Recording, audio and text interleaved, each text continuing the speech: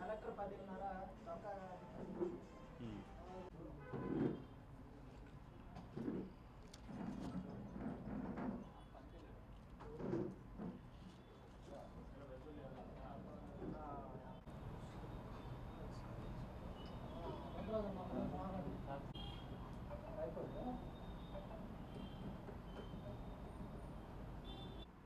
Media సోదరులందరికీ నమస్కారం. ఈ మధ్యకాలంలో గుంటూరు రూరల్ మండలంలోని తురకపాలెం గ్రామంలో అనుకోని విధంగా దురదృష్టవశాత్తు కొన్ని మరణాలు జరిగినాయి అక్కడ. సో ఒకసారిగా ప్రభుత్వం అప్రమత్తమై దాని మీద ఏం జరుగుతుందనేది అటు మెడికల్గా అక్కడ ఉన్నటువంటి పరిసరాల గురించి కానీ అన్నీ ఎనలైజ్ చేస్తూ ఇప్పటివరకు కూడా వాళ్ళందరికీ క్యాంపులు పెట్టి దాన్ని కంట్రోల్ చేయగలిగాం, కంట్రోల్ చేసాం కూడా పూర్తిగా. సరే, ఈ పర్వంలో గతంలో పాలించినటువంటి వైఎస్ఆర్ పార్టీకి సంబంధించినటువంటి ప్రముఖులు చాలామంది ఆ ప్రాంతానికి రావటం, ఏదో వాళ్ళ ఇష్టానుసారంగా మాట్లాడటం, ప్రభుత్వం మీద బురద జల్లుదామనే ప్రయత్నాలు చేస్తూ కూడా గడుపుకుంటూ వచ్చారు. కానీ ప్రజలకు తెలుసు అక్కడ వాస్తవం ఏంటో, ప్రజలకు మంచి చేయాలని ఆలోచిస్తున్నటువంటి మాకు తెలుసు. అనుకోని విధంగా జరిగింది, దాన్ని రెక్టిఫై చేశాం. నిన్న మళ్ళా కొత్త యాక్టర్లు వచ్చారు. ఒక ఆయన ఉత్తరాంధ్ర ప్రాంతం నుంచి, ఇంకొక ఆయన మన పక్కన ఉన్నటువంటి కృష్ణా జిల్లా నుంచి. ఏదో మేధావులుగా మమ్మల్ని జగన్మోహన్ రెడ్డి గారు పంపించారు. మేము గతంలో మా వాళ్ళు వచ్చి మాట్లాడినా కానీ అది పాపం ఏదంటే మాట్లాడి ఏదో చెప్పారు, అది సరిపోలేదు, ఇవాళ మేము మేధో సంపత్తితో ఉన్నటువంటి ఇద్దరం వచ్చామన్న విధంగా నిన్న వచ్చారు, చూశారు, అక్కడ పరిస్థితులన్నీ తెలుసుకున్న తర్వాత యథాలాపంగా మళ్ళీ మాట్లాడారు కాబట్టి ప్రెస్ మీట్ కండక్ట్ చేశారు. ఈ మేధావులిద్దరూ కూడా దాంట్లో ఏం చెప్పదలుచుకున్నారు? ఒక ఆయన గతంలో మంత్రిగా కూడా చేశాడు, ఏమి వెలగబెట్టాడో పాపం అతను తెలుసు. ఇంకొక ఆయన పక్క జిల్లాలో ఎప్పుడు అవకాశం దొరికితే అప్పుడు ఏ రకంగా కులాల మధ్యన గొడవలు పెట్టాలని చెప్పేసి ఈరోజు కూడా చేస్తానంటాడు. అది కూడా ఆ ప్రాంతంలో వాసులందరికీ తెలుసు. ఎవడైనా బుద్ధున్నవాడు ఒక ఇన్సిడెంట్ జరిగినప్పుడు ఎందుకు జరిగింది, అక్కడ ఉన్నటువంటి పరిసరాలు ఏంటి, అందులో ఇలాంటి మెడికల్ గ్రౌండ్స్లో జరిగినప్పుడు ఏంటి అనేది ఆలోచిస్తాడు ఎవడైనా వచ్చి. కానీ వీళ్ళిద్దరూ ఏదో మేధాతనంగా వచ్చారా అనుకున్నాను. వీళ్ళకు ఒక కొత్త స్క్రిప్ట్ ఇచ్చి పంపించాడు జగన్మోహన్ రెడ్డి గారు. ఏంటంటే కులాల మధ్యన వివక్ష, కులాల మధ్యన వివక్ష జరుగుతుందంట తురకపాలెంలో. 2025లో కూడా ఇలాంటి వివక్ష జరుగుతుందా అని దీర్ఘాలు తీస్తున్నారు ఇద్దరు కూడా. ఏ మాత్రమైన ఇంగిత జ్ఞానంగాను బుద్ధిగా ఉందా వీళ్ళిద్దరికి? గతంలో ఎమ్మెల్యేలు కదా, మళ్ళీ ఇందా చెప్పినట్టు కూడా మంత్రి కూడా చేసావు కదా నువ్వు. మీ దౌర్భాగ్యం ఇంకా కూడా పోలా మీకు. కులాలు కులాలు కులాలు మీ పార్టీ పుట్టిన దగ్గర నుంచి కూడా అదే కదా మీకు. కులాలుగా విడగొట్టి కులాల మధ్యన పేసీలు పెట్టి కులాల మధ్యన గొడవలు పెట్టి లబ్ధి పొందాలనే ఒక దరిద్రపు ఆలోచన మీది. ఆలోచన ఇంకా కూడానా? బుద్ధి చెప్పారు కదా ప్రజలు. మా కులాలు కదరా బాబు కావాల్సింది, మాకు రాష్ట్ర అభివృద్ధి కావాలి, మాకు ప్రజలకు మంచి కావాలి అని నీకు బుద్ధి చెప్పారు కదా. బుద్ధి చెప్పినా కానీ బుద్ధి రాకుండా ఇంకా కుల వివక్ష జరుగుతుందంట. ఏం చూసారా మీరిద్దరు అక్కడికి వచ్చి? ఏం చూశారు మీరిద్దరు? ఇంకా మేధావులు అనుకుని ఇద్దరిని కూడా, ఇద్దరు పైపెచ్చు జగన్మోహన్ రావు గారు, జనార్దన్ రావు గారు, జగన్మోహన్ రావు గారు. ఆయన డాక్టరు, సి అప్పలరాజు గారు కూడా వెటర్నరీ డాక్టర్ అనుకుంటా, ఐ థింక్, పూర్తిగా తెలియదు కానీ సరే మంత్రిగా చేశావు. మరి చదువుకున్నటువంటి మీరిద్దరూ కూడా అక్కడ ఏమి పరిశీలించారు, ఏమి అనలైజ్ చేశారు, ఏంటి మీ దృష్టికి వచ్చింది? మీ దృష్టికి వివక్ష వచ్చిందా? అదే మీ ఇద్దరు చదువుకున్నటువంటి సార్థకత మీ చదువుకి. తురకపాలెంలో గతంలో 90,000 లీటర్ల కెపాసిటీతో వాటర్ ట్యాంక్ నిర్మించారు అక్కడ గతంలో ఎప్పుడో. ఆ వాటర్ ట్యాంక్ ద్వారా మొత్తం ఎంటైర్ తురకపాలెం పంచాయతీలో ఉన్నటువంటి 2-3 కాలనీలు ఏదైతే ఊరు మెయిన్ ఊరికి కానీ పక్కన ఉన్నటువంటి బీసీ కాలనీ కానీ పక్కన ఉన్నటువంటి ఎల్ఆర్ కాలనీ కానీ వెళ్ళేవి. అవి సరిపోవటం లేదని తర్వాత రీసెంట్గా ఇంకొక 40,000 లీటర్ల కెపాసిటీతో ఇంకో ట్యాంక్ నిర్మించారు. ఆ 90,000 కెపాసిటీ ఉన్న ట్యాంక్ నుంచే తురకపాలెం ఊరు మొత్తానికి యువతలు ఉన్నటువంటి ఈ కాపు సామాజిక వర్గం ఉన్నటువంటి ప్రాంతానికి కానీ, మీరేదో వివక్ష అంటున్నారా ఈ ఎస్సీ సోదరులు ఉన్నటువంటి కాలనీకి కానీ ఒక్క ట్యాంక్ నుంచే వాటర్ వెళ్తాయి. గమనించారు అవసరం అంటే మీరు? మొత్తం ఆ 90,000 కెపాసిటీ ఉన్నటువంటి ట్యాంక్ నుంచే ఊరు మొత్తానికి నీళ్ళు వెళ్తాయి. ఎవడు చెప్పాడు రా మరి మీకు? ఎస్సీ కాలనీకి ఏమో గుంట్లో నుంచి నీళ్ళు ఇస్తున్నారు, పక్కన ఊరికేమో బోరుల ద్వారా నీళ్ళు ఇస్తున్నారు అని ఎవడు మీకు చెప్పిన బుద్ధి లేని ఎదవేవుడు? మీరు ఏమి పరిశీలించారు? మీరు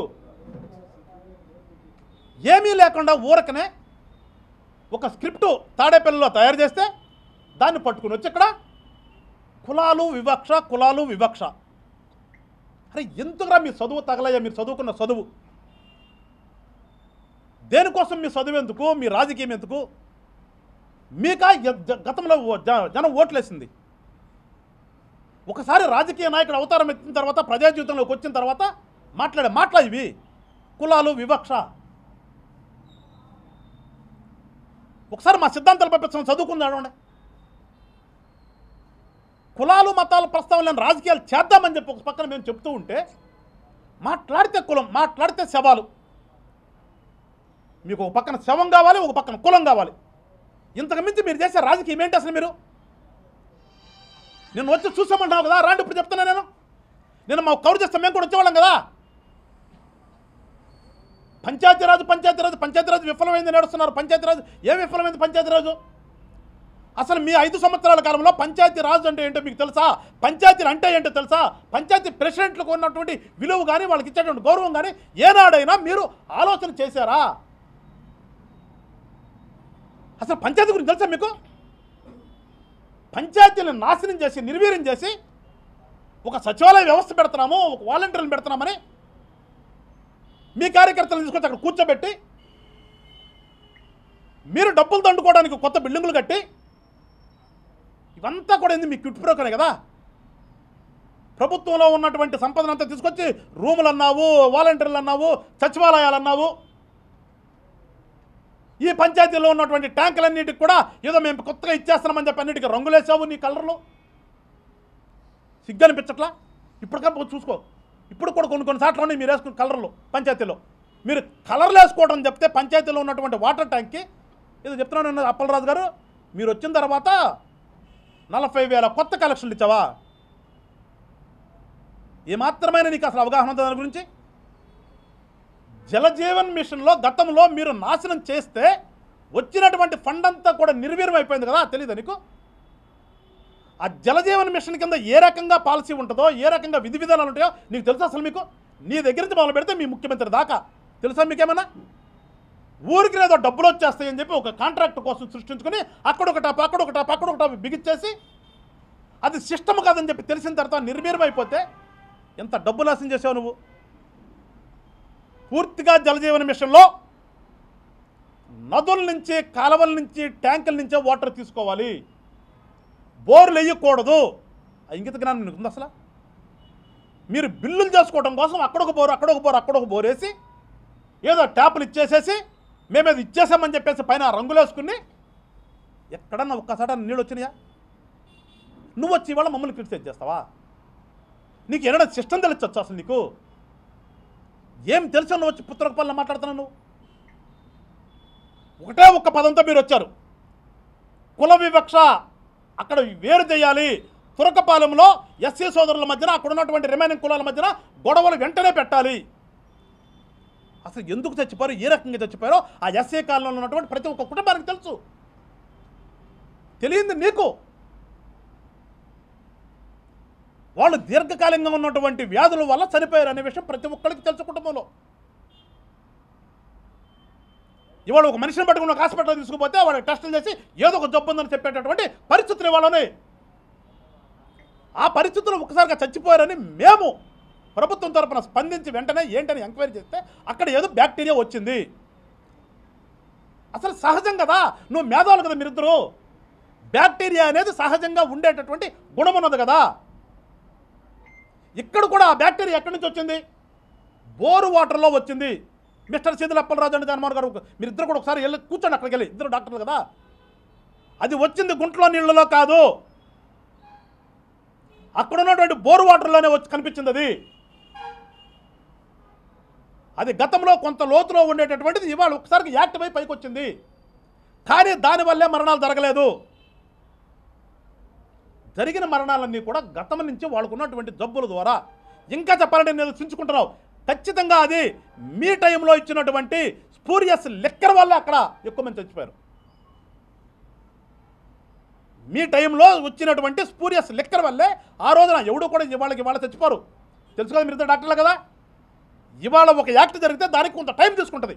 ఆ టైం తీసుకున్న తర్వాతే ఇవాళ అదేమంటే ఏదో మీరు వచ్చి మంచి మద్యం ఇచ్చారు కదా, మీరు మంచి మద్యం ఇస్తే ఆగాలి కదా అంటావు. మద్యం మరణాలు ఆగవరా బాబు. ఏదన్నా మెడిసిన్ ఇస్తే ఆగిద్ది. ఆ మాత్రం కూడా తెలియకుండా ప్రెస్ మీట్ ఉంది కదా, మా ఛానల్ ఒకటి ఉంది కదా అని చెప్పి ఇష్టానుసారం మాట్లాడతావా? రాష్ట్ర ప్రజలందరూ దయచేసి తెలుసుకోండి. నిన్న ఎవరైతే వైఎస్ఆర్ పార్టీ తరపు నుంచి వచ్చి తురకపాలెంలో కూర్చుని ప్రెస్ మీట్ పెట్టినటువంటి సీదిల అప్పలరాజు కానీ, కృష్ణా జిల్లా నుంచి వచ్చినటువంటి జగన్మోహన్ గారు కానీ, ఇద్దరికి కేవలం ఇక్కడ కుల వివక్ష అనేది మాట్లాడటాని కోసమే వచ్చారు తప్పితే తురకపాలెంలో ఒకే ట్యాంక్ నుంచి అటు ఎస్సీ కాలనీ కానీ ఇటు ఉన్నటువంటి యువతలు ఉన్నటువంటి ఓసీ కాలనీలో కానీ వస్తున్నటువంటి నీళ్లు సపరేట్గా ఎక్కడ ఇవ్వలేదు. ఇవాళ వీళ్ళు వచ్చి సపరేట్ చేసే ప్రయత్నం చేస్తున్నారు. వాళ్ళకి ఏ రకంగా బుద్ధి చెప్పాలో ఒక్కసారి మీరు ఆలోచించుకోండి అని చెప్పేసి రాష్ట్ర ప్రజలందరికీ తెలియచేయవలసిన బాధ్యత మా మీద ఉంది. కాబట్టి ఇవాళ మీ అందరికీ చెప్తున్నాను, ఎంతగా తప్పుడు ప్రచారాలు చేస్తున్నారో వైఎస్ఆర్ పార్టీ వాళ్ళు, ఎంత హీనంగా దిగజారిపోయారో ఒకసారి ప్రజలందరూ కూడా తెలుసుకోండి. మీ అప్పలరాజు తెలుసుకో, నువ్వు పంచాయతీరాజులో పవన్ కళ్యాణ్ గారు ఛార్జ్ తీసుకున్న తర్వాత గత 5 సంవత్సరాల్లో నువ్వు పంచాయతీలను పట్టించుకోకుండా వదిలేస్తే దానికి సాక్ష్యం నీ పార్టీ తరపున గెలిచినటువంటి నీ పంచాయతీ ప్రెసిడెంట్లే ఎన్నిసార్లు ధర్నాలు చేశారో, ఎన్నిసార్లు మీ యొక్క తాడేపల్లి ప్యాలెస్ ముట్టడికి వస్తే నువ్వు ఇంటి చుట్టూత ఇనప కంచె వేసుకుని ఎన్ని నెలలు కాపలా పెట్టుకున్నావో ఒకసారి తెలుసుకోను.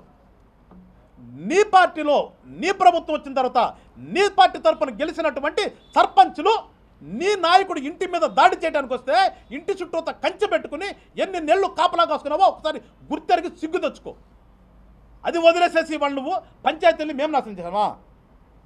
అధికారంలోకి వచ్చిన మొట్టమొదటి నెలలోనే 13,300 పైసలు పంచాయతీలకి ఒకేసారి మీటింగులు ఏర్పాటు చేశాం. మేము రాగానే అకాల వర్షాలు వస్తే సొంత నిధులు పంచాయతీకి 1,00,000 చొప్పున కొన్ని వందల పంచాయతీలకి పవన్ కళ్యాణ్ గారు అక్కడ ఉన్నటువంటి శానిటేషన్ కోసం ఇచ్చి ఖర్చు చేసి ఇచ్చాం. ఎందుకంటే నేను హయాంలో పూర్తిగా నాశనం చేశావు కాబట్టి. సొంత డబ్బులు ఖర్చు పెట్టినటువంటి చరిత్ర పవన్ కళ్యాణ్ మిస్టర్ సీదిల అప్పలరాజు గుర్తుపెట్టుకో. నువ్వు వచ్చి పవన్ కళ్యాణ్ గారు పరామర్శించలేదు, హెలికాప్టర్లు తిరుగుతాడు. అరే హెలికాప్టర్ ఎవరు తిరుగుతారు? ఈ రాష్ట్ర ప్రజలకు తెలియదా? హెలికాప్టర్ లేకపోతే కాలు బయట పెట్టింది ఎవరో తెలియదా రాష్ట్రంలో ప్రజలకి? ముఖ్యమంత్రి ఉన్నప్పుడు కానీ ఇవాళ వాడిపోయి బెంగళూరులో కూర్చున్నా కానీ ఎక్కడికి రావాలన్నా కానీ హెలికాప్టర్ వేసుకుని తిరుగుతుంది. నీ నాయకుడా మా నాయకుడా? ఏదో తెలుసుకోకుండా పెద్ద ముత్తైదులాగా అక్కడికి వచ్చేసి కూర్చొని మాట్లాడితే ప్రజలందరూ గ్రహిస్తారు అనుకున్నావు సీదిల అప్పలరాజు? అరే నీ అమ్మ సీదుకుంటాం కూడా తెలియనటువంటి నువ్వు వచ్చి జనసేన పార్టీ నాయకుడు క్రిటిసైజ్ చేస్తావా? గతంలో నీ భాగవతం అంటే చెప్పాం కదా, మళ్ళీ చెప్తే నీ భాగవతం అంటావు మొత్తం లెక్కలతో సహా చెప్తా. రెడీగుండు, నెక్స్ట్ ఎంక్వైరీ నీ మీదకి వస్తుంది. నువ్వు ఎక్కడ పోతున్నావు రెడీగుండు మిస్టర్ సీదిల అప్పలరాజు. నాయకుడు వచ్చిన తర్వాత ఏ రకంగా పంచాయతీలకు గౌరవం తెచ్చాం. పంచాయతీ ప్రెసిడెంట్లు వాళ్ళ తల ఎత్తుకుని తిరుగుతున్నారు రాష్ట్రంలో. ఎన్ని రకాలుగా ఆదుకున్నాం వాళ్ళని. దాదాపు నువ్వు అసలు ఒక్క రోజంటే ఒక్క పంచాయతీని కూడా పట్టించుకోకుండా పంచాయతీలకు వెళ్ళాలంటే భయపడేటువంటి పరిస్థితుల్లో మేము వచ్చిన తర్వాత దాదాపు 2000 కిలోమీటర్లు బీటీ రోడ్లు వేసాం, 4000 కిలోమీటర్ల పైకి సీసీ రోడ్లు వేసాం, దాదాపు 1,50,000 నీటి కుంటలు రా బాబు. పంచాయతీల్లో ఇబ్బంది పడకూడదని నీటి కుంటలను తీపించినటువంటి ఘనత మా పవన్ కళ్యాణ్ గారిది. అట్లానే 15,000కు పైగా నీటి తొట్టెలు నిర్మించాం. ఎక్కడా కూడా ఇబ్బంది పడకూడదని 22,000 పైచులకు మినీ గోకులాలు కట్టించాం. అడవి తల్లి బాట అని చెప్పేసి నీ ప్రాంతంలో నువ్వు ఉండేటటువంటి శ్రీకాకుళంలో ఏనాడైనా సరే గిరిజన గ్రామాల్లో ఏదన్నా వస్తే వాళ్ళు చచ్చిపోవడం తప్పితే బయటకు వచ్చే మార్గం ఉందా? ఇవాళ నీ పరిసర ప్రాంతాల్లో ఉన్నటువంటి ప్రతి అడవి బిడ్డలకి కూడా రోడ్డు సౌకర్యం కల్పించాం. డోలీ లేనటువంటి వాళ్ళకి అంబులెన్స్ డైరెక్ట్గా వచ్చి డోలీలు పక్కన పెట్టి అంబులెన్స్లో హాస్పిటల్కి వెళ్ళే విధంగా వాళ్ళు తీర్చిదిద్దితే నువ్వు వచ్చి ఇక్కడ కూర్చుని ఇక్కడ తురకపాలెంలో కూర్చుని పవన్ కళ్యాణ్ గురించి మాట్లాడతావా? ప్రజానాయకుడిగా ఉన్నప్పుడు కొంచెం మాట్లాడేటప్పుడు ముందు వెనక చూసుకుని మాట్లాడాలంటారా? అట్లా నీకు ఎట్లా ముందే అంటే వెనకంటే నీకు తెలియదు, ఏది ముందో ఏదనుకో. నువ్వు వచ్చి క్రిటిసైజ్ చేస్తే అప్పలరాజు. మరొకసారి రాష్ట్ర ప్రజలందరూ చెప్తున్నాం, కేవలం తురకపాలాన్ని ఒక ఇష్యూగా తీసుకుని వాళ్ళ వైఎస్ఆర్ పార్టీ లబ్ధి పొందాలని, దానికి మరీ దుర్మార్గంగా మరీ నీచంగా కులాల మధ్యన కుంపట్లు రాజేయాలని ఇక్కడ కలిసి బతుకుతున్నారు. అప్పలరాజు గుర్తుపెట్టుకో, కలిసి మెలిసి ఒకే ఊరిలో పక్క పక్కన ఇళ్ళు ఉంటాయి, ఎక్కడా కూడా దీకులాగా ఎక్కడ వాళ్ళని తీసుకెళ్ళి దూరం పెట్టలా. మీ జగనన్న చేశాడు, జగనన్న కాలనీ అని చెప్పి తీసుకెళ్ళి ఊరికి 4-5 కిలోమీటర్లు, కొన్ని చోట్ల 10 కిలోమీటర్ల దూరంలో వాళ్ళందరినీ దూరంగా పెట్టాలని, ఊరికి దూరంగా పెట్టాలని కుల వివక్ష లేపినటువంటిది మీ నాయకుడు మీ ప్రభుత్వంలో జరిగింది తప్పితే మేము వచ్చిన తర్వాత అందరిని హక్కుని చేర్చుకుంటున్నాం, అందరూ కలిసిమెలిసి జీవనం చేస్తున్నారు. ఎక్కడా కూడా వివక్ష అనేది లేకుండా అసలు ఆ పదం అనేది మా డిక్షనరీ లేకుండా చేసాం రా బాబు. నువ్వొచ్చి లేనిదాన్ని ఒకటి రాసుకొచ్చి చెప్పే ప్రయత్నం చేస్తే మళ్ళా చెప్తున్నా, పవన్ కళ్యాణ్ గారి మీద ఏం చేయాలనుకున్నా మీరు ఆకాశం మీద ఉమ్ము మీదనట్టు తప్పితే మీరు ఎక్కడా కూడా మమ్మల్ని ఏలెత్తి చూపించేటటువంటి పరిస్థితి మేము తీసుకురాము. మీ జీవితకాలం పట్టినా కానీ మమ్మల్ని మీరు క్రిటిసైజ్ చేయలేరు. ఒకసారి గుర్తుపెట్టుకుని చెప్పేసి నోరు హద్దులో పెట్టుకుని మీరు మాట్లాడేటప్పుడు మాట్లాడాలని చెప్పేసి వైఎస్ఆర్ పార్టీ ప్రముఖులందరికీ కూడా తెలియజేస్తూ మరొకసారి చెప్తున్నాను, ఈ రాష్ట్రంలో ఒక మార్పు రాజకీయాలు తీసుకొచ్చి రాష్ట్ర ప్రజలకు మంచి గవర్నెన్స్ ఇప్పించి తద్వారా రాష్ట్రం అభివృద్ధి కానీ ప్రజల యొక్క సుఖ జీవనం కానీ ఉండాలని చెప్పేసి కోరుకుంటున్నటువంటి పార్టీ జనసేన పార్టీ కనుక రాష్ట్ర ప్రజలందరూ కూడా గుర్తెరిగి జనసేన పార్టీని తద్వారా పవన్ కళ్యాణ్ గారిని ఆశీర్వదించాలని చెప్పేసి రానున్నటువంటి రోజులు మీకోసమే జనసేన పార్టీ పనిచేస్తానని తెలియజేసుకుంటూ మరొకసారి చెప్తున్నాను, వైఎస్ఆర్ పార్టీ వాళ్ళు మీరు అవాకులు చవాకులు మాని ప్రజల కోసం పనిచేయటం నేర్చుకోండి. తద్వారా మళ్ళా మిమ్మల్ని ఇంకోసారి ప్రజలు అరే వైఎస్ఆర్ పార్టీ ఒకటి ఉంది అని గుర్తెరుగుతారు తప్పితే లేకపోతే చీకొడతారు. నిదర్శనం నా పక్కన ఉన్నటువంటి తురకపాలెం ప్రెసిడెంట్ గారు ఉన్నారు ఇక్కడ. నాకు ఆ తురకపాలెంలో ఏం జరుగుతుందో తెలిసినటువంటి వ్యక్తి, నీ టైంలో ఏమి చేసావో తెలిసినటువంటి వ్యక్తి. కానీ ఎక్కడ మాట్లాడాలో ఎక్కడ ఏ రకంగా మాట్లాడాలో తెలుసుకొని మాట్లాడని చెప్పేసి వైఎస్ఆర్ పార్టీ వాళ్ళందరూ చెప్తూ సెలవు తీసుకుంటాను. జై హింద్, జై జనసేన.